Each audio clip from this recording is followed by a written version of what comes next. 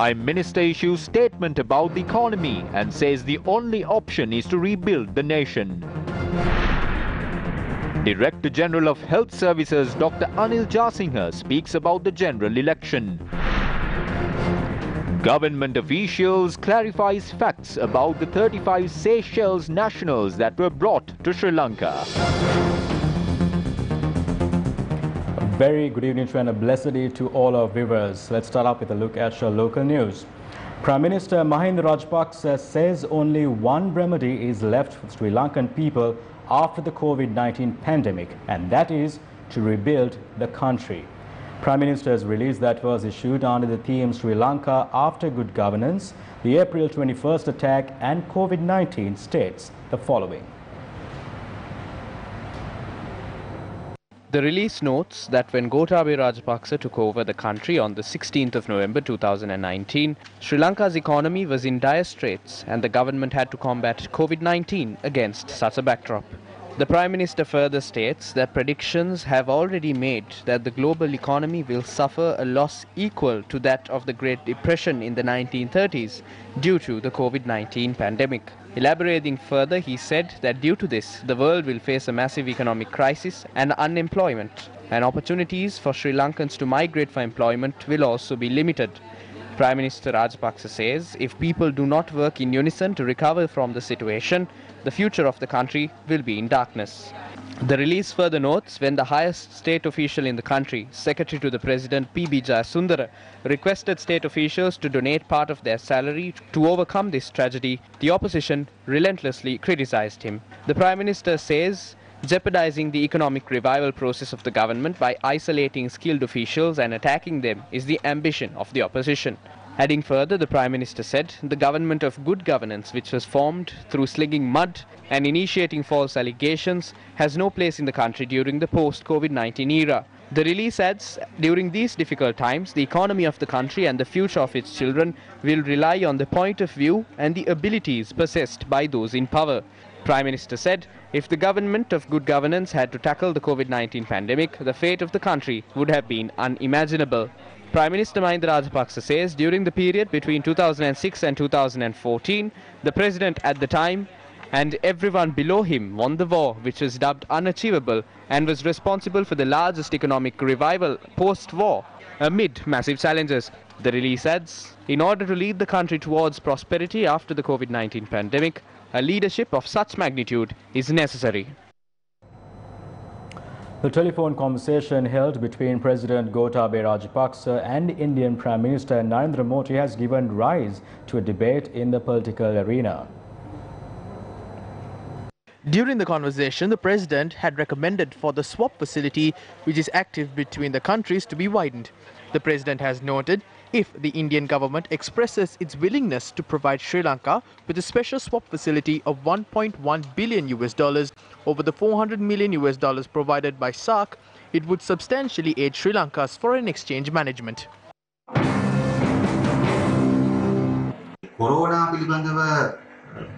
The President and the Indian Prime Minister engaging in discussions regarding the Eastern Terminal while there is a pandemic in the country only goes to show that Gotabaya Rajapaksa's government is attempting to expedite the process of handing over the terminal to India.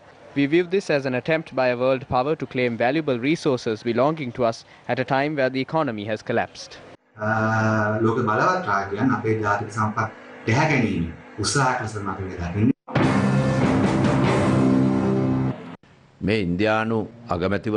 The Sri Lankan President and Indian Prime Minister engaging in a conversation is nothing out of the ordinary. We need to be aware of affairs pertaining to defence and investment. The instant we discuss with India, they claim we are attempting to hand over parts of the island to India. If any decisions are made, they would be to enhance the understanding the two countries have regarding defence, to attract more investments and to improve bilateral relations between the two countries. Here are some of the views expressed in the political arena regarding the general election. They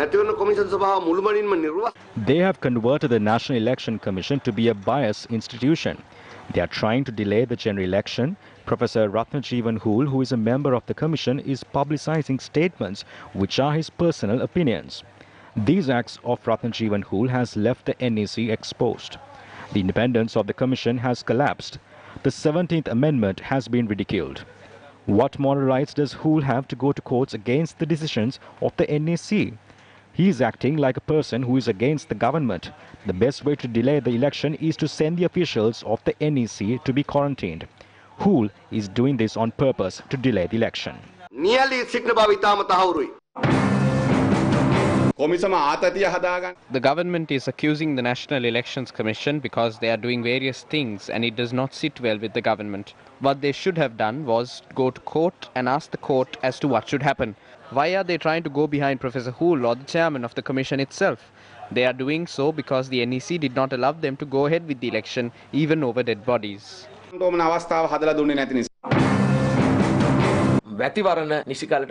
We hope that the election is held at the right time. This should not be done because we want it. It should be based on what the health experts have to say. The statements of the DG of Health Services is the official stance. We place our trust that the NEC will accept that statement.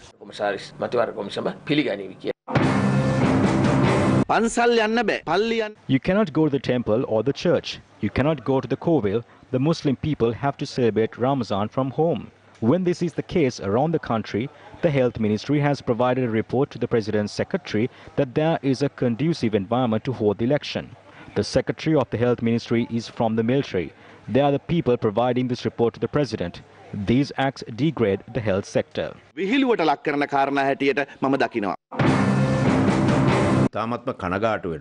I am disappointed to see the division among the members of the NEC. He has been biased in this. If they are an independent commission, they should discuss among themselves and provide one stance to the public. If that cannot be done, he should resign from his position. This is solely done to delay the election. We ask the chairman of the NEC not to get involved in this. You can make your decisions with the advice of the health authorities. Do not be manipulated.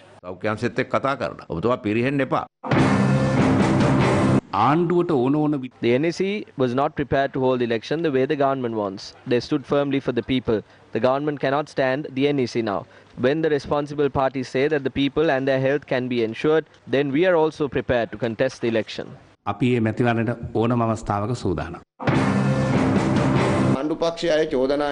The government faction is levelling allegations against the NEC because in public they did not carry out the actions as to how the government wants. I use the phrase in public for a reason. We can see that the chairman of the NEC is working very independently in the public. There are allegations from the government because these actions do not go in line with the agenda of the government. NEC has the power to act independently. We cannot criticize the actions of the NEC because it has the right to do this independently. They have the legal right to do so. We have to respect it, and that is how we would like to proceed as a party. We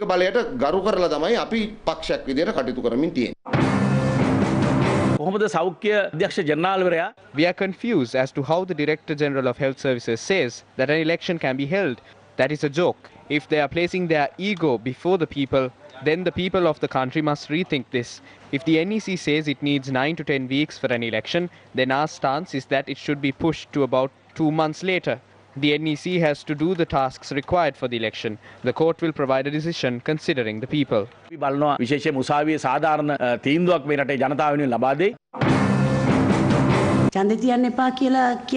There is no point in saying do not hold the election. The problems they have among them are of no use to us. Without a preferential number, how can we go and campaign? We must in any way possible establish this government. We must convene the new parliament and make our government strong.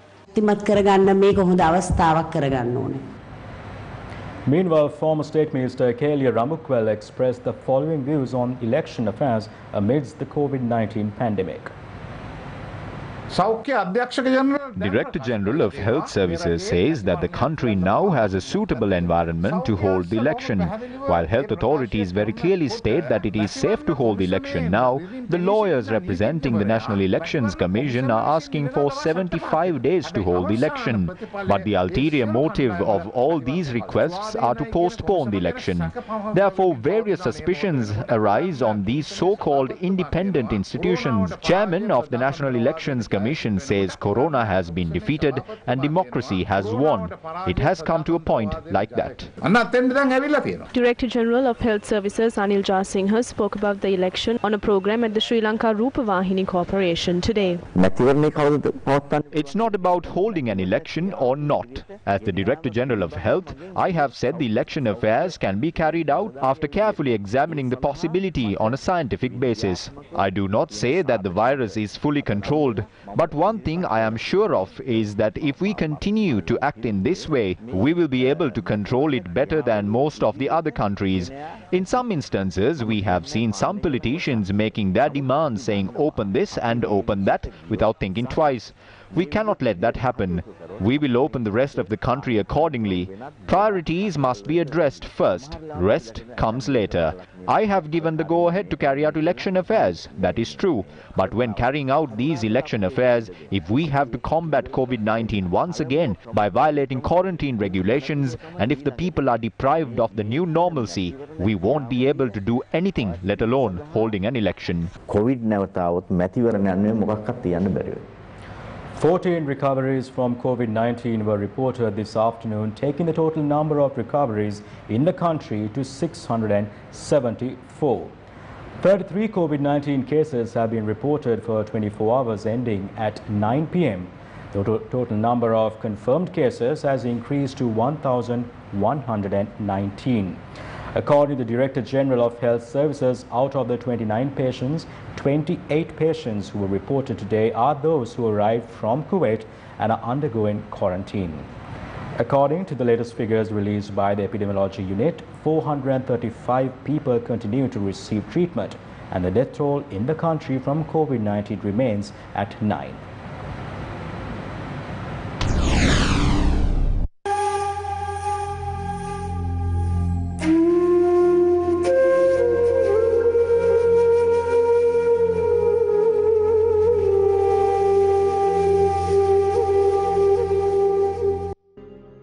This is the narrow path the residents of 5 villages have to travel in order to enter their respective villages.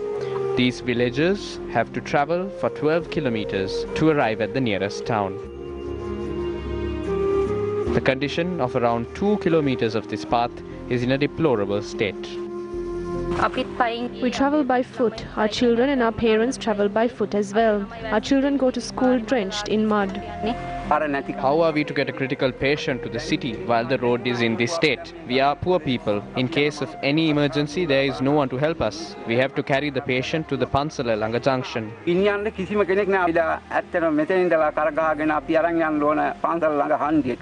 We have been writing letters for 3 years. No one helped us. We are only asking for a road. The plight of these people who are suffering without a proper road seems to have no end. My mother passed away suddenly at home. Her body was taken to the hospital. The coffin she was resting in fell on several occasions when we were carrying it on this narrow path.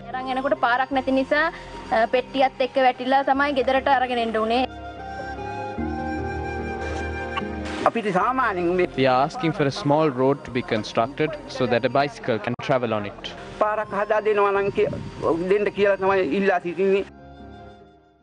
Taking your attention towards a similar story, the people living in a village close to Monaragala have been suffering for close to 3 decades with a dilapidated bridge, the only entry route into their village. More than 100 families live in the Kalulanda village. According to these villagers, the bridge that takes them to the Monaragala town has not been refurbished in 28 years. Travelling on this bridge that runs across a branch river of the Hulanda Oya is particularly dangerous, especially during the rainy season. That is the water level of the Oya during rain. We have to go through the forest to get to the city. We have to use alternative routes as well. This bridge was built with 2 railings. The water level is very high when it rains. About 15 years ago, the railings were washed away due to a huge wave of water. But not a single authority came and solved our problem.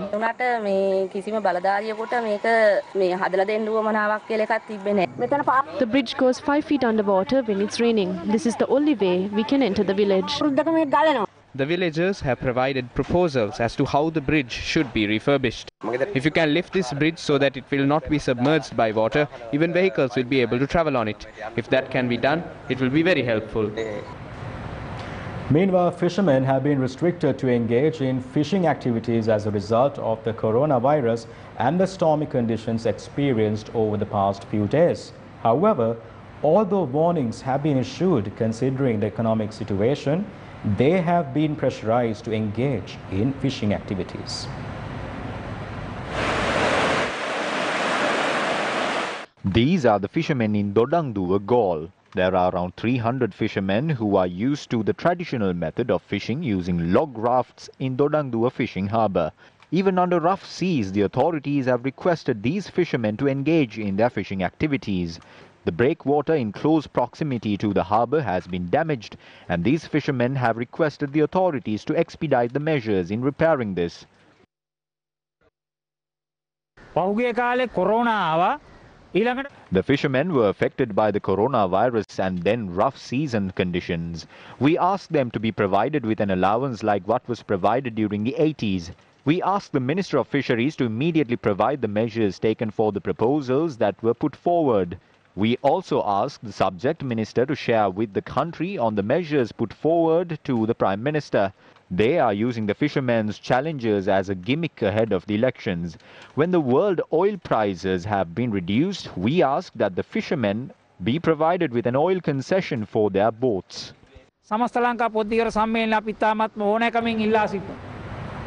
Journalists queried the government regarding 35 Seychelles nationals being brought to Sri Lanka.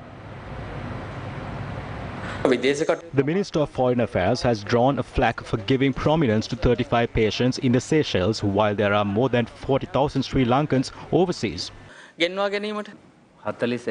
Around 41,000 people have requested to be repatriated according to our statistics. However, 35 Seychelles nationals have requested to arrive in the island to utilize medical facilities since our country's healthcare sector is superior to theirs. Therefore, we not only consider the humanitarian aspect of the request but also to signify the health bilateral relationship we hold with the Seychelles.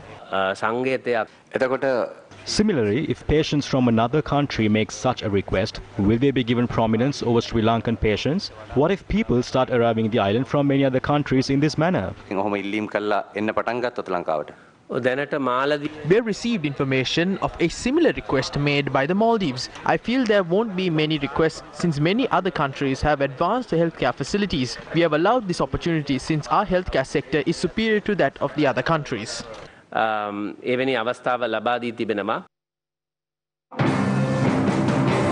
Meanwhile, views regarding this matter were expressed at a press briefing in Anuradhapura today. There are strong ties between the state of Seychelles and Sri Lanka. Those days, Seychelles was the country that opened a branch in Sri Lanka. In order to launder money, they deposited black money in the banks over there. Not just that, the people in the current government really like the Seychelles. The king landed here with a lot of wives. They are bringing corona patients as favors to Seychelles. As they are bringing in corona patients, they have made arrangements to bring in their deposits too.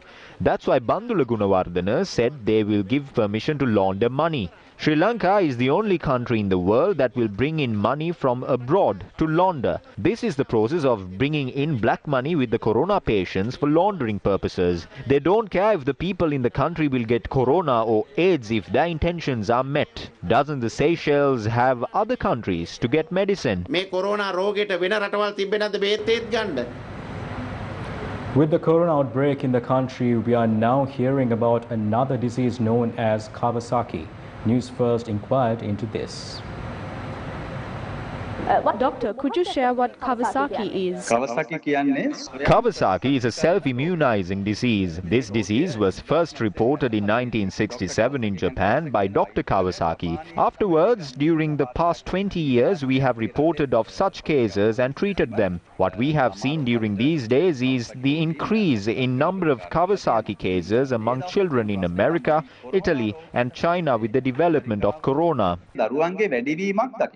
Have you encountered those who are showing symptoms of Kawasaki in Sri Lanka?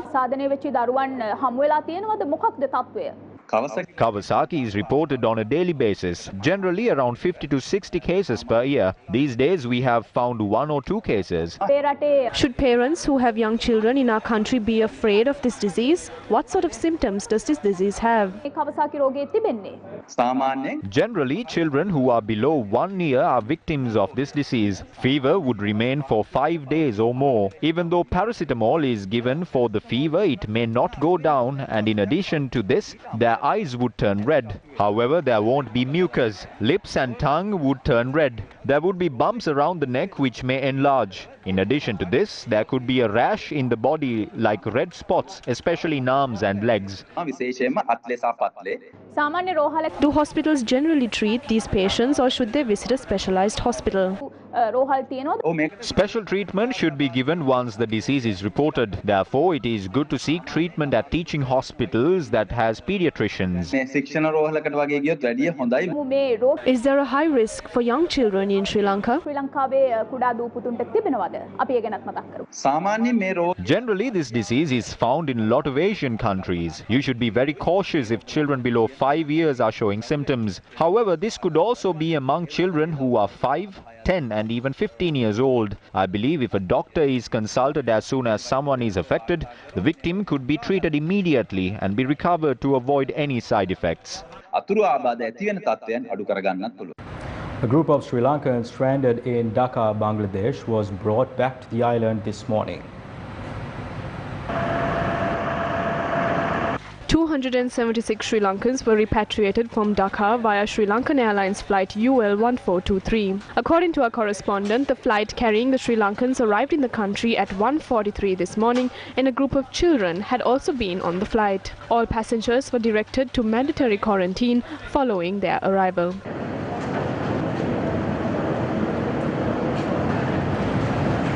Muslim devotees across the island celebrate the festival of Ramadan today.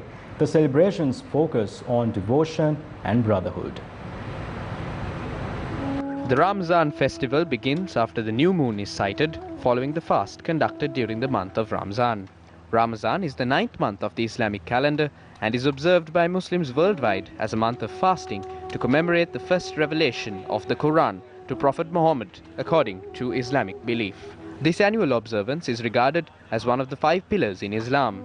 President Gotabaya Rajapaksa extended his heartiest greetings to all Muslims in Sri Lanka who celebrate the Ramzan festival.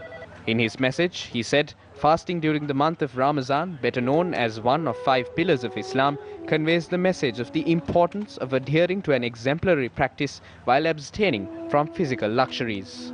Prime Minister Mahinda Rajapaksa also conveyed his greetings to all Muslims who celebrate the festival of Ramzan after fasting and abstaining from physical pleasures for 1 month. The Prime Minister in his message said that the teachings of Islam on this important day should be followed. Former President Maithripala Sirisena, also issuing a message for Ramzan, had conveyed his greetings to all Muslims. In his message, he wished the Muslims in Sri Lanka and across the world on this special day. Former opposition leader and leader of the Samagi Jana Balawegaya, Sajith Premadasa, in his Ramazan message said, the message of equality is spread on this day where Muslim devotees celebrate the festival of Ramazan. In his message, he requests devotees to pray for this global pandemic to end soon. Leader of the National Unity Alliance, Asad Saleh, says that understanding the teachings of Islam can help solve many issues with ease. He further stresses that through fasting, the community gets an opportunity to celebrate the festival of Ramazan with a sense of collective responsibility. The All Ceylon Islam Scholars Association, in a message for the Ramazan festival, wished that the fasting and other religious activities during the past month would be favorable to Allah.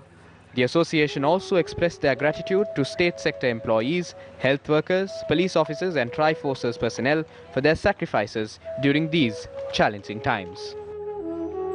During the corona outbreak, with the lack of human activity, the environment was allowed to heal. However, the following is a report about the situation of the marshlands and mangroves in Trincomalee. The residents of Kinnear in Trincomalee claim that the mangroves in the area are being destroyed and that several marshlands are being reclaimed. This is how soil has been collected in a land adjacent to a 20-acre lagoon. Was proper permission granted to reclaim this land that not only impacts the area but the ecosystem as a whole? If so, who provided the permission to reclaim this land that should be protected? We had a lot of work during the corona outbreak. That is when we learned that the area has been reclaimed. We have informed the Gram Sevaka to provide us with the details. We are prepared to take the future steps based on who this land belongs to. The Divisional Secretariat has not provided permission to reclaim this land.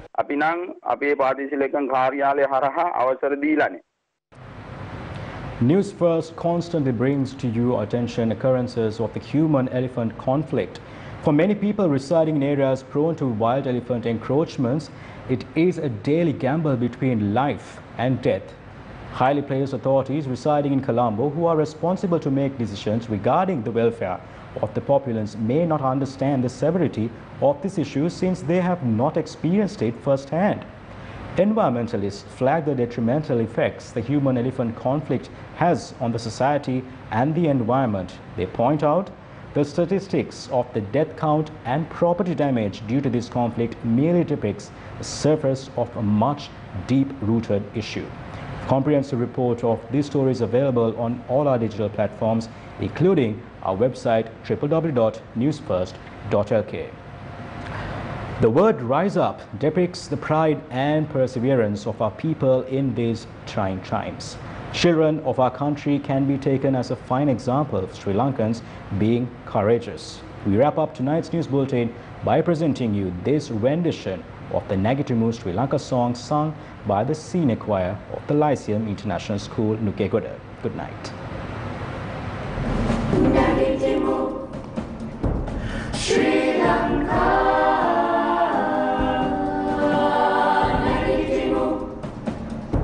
Sri Lanka, Nagitimu, Sri Lanka, Nagitimu, Sri Lanka, Anurubala Pata Atari Sri Nagitimu, Sri Lanka, Reyes and the Santa Nagitimu Sri Lanka, Itamu Indiri Amerika, Vanulamu Nagitimu Sri Lanka, Neta Indi Vandana Valokaya Hamune Nagitimu Sri Lanka,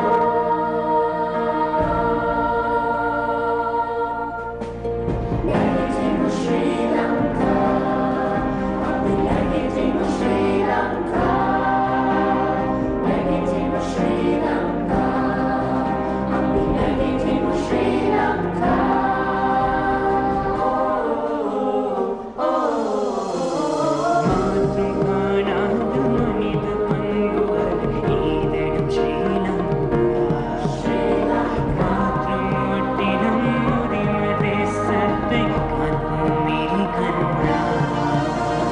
Time for us to hope and pray to heal our motherland.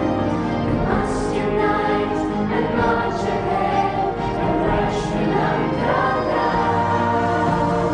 Rise up, Sri Lanka, Nagitimu Sri Lanka. Rise up, Sri Lanka, Nagitimu Sri Lanka.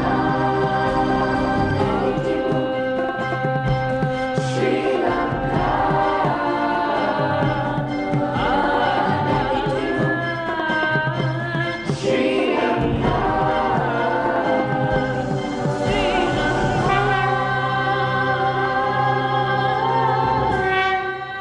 Gammada, Nagitimu, Sri Lanka.